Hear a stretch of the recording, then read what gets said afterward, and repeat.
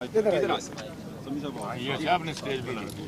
साहब आपकी बातचीत हुई अभी वालदा साहबा से, मैं भी वहाँ पर था, तो क्या आपके तासुरात हैं, अभी आप क्या बयान फरमाएंगे? मैं यार समझता हूँ कि अरशद शरीफ के साथ बड़ी ज्यादती हुई।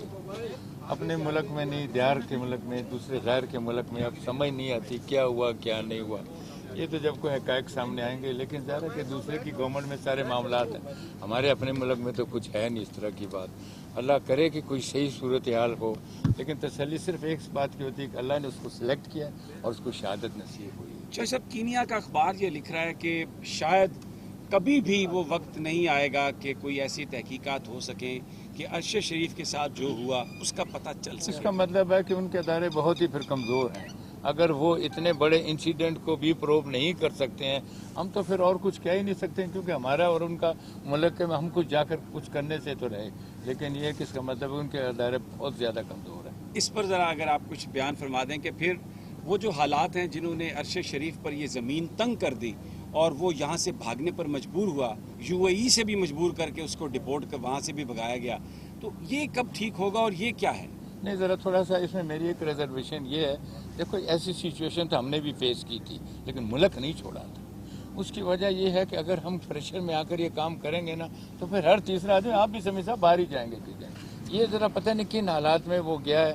ये अपना मुल्क है, ये अपनी ज़मीन है, अगर जान देनी यहीं पर देनी है, उसके अलावा कहीं जाना नहीं है। उन्होंने खत भी लिखा है एक चीफ जस्टिस, हाँ, उस पर अमल होना चाहिए। सदर साहब को भी लिखा, मदर ने भी मुझे बताया, पूरी बताया, और फिर देखें वो जो उनके उन पर अमल होना चाहिए था।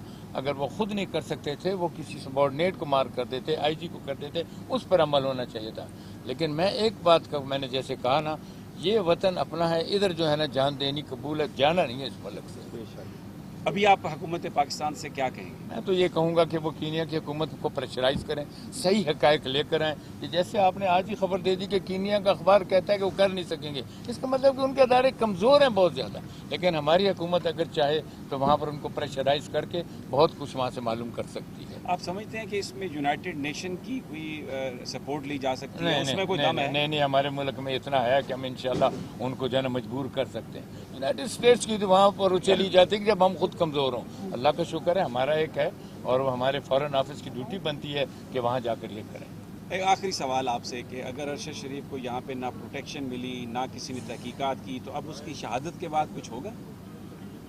जब एक आदमी दुनिया से था तो उस वक्त कुछ नहीं हुआ, अब शहादत होगी तो क्या होगा उसके बाद? अता बंदयाल साहब के लिए कोई मैसेज देंगे आप मौजूदा सिचुएशन में अरशद शरीफ साहब के रेफरेंस? नहीं, उसको लेटर दे दिया जाता है। Thank you very much. Thank you.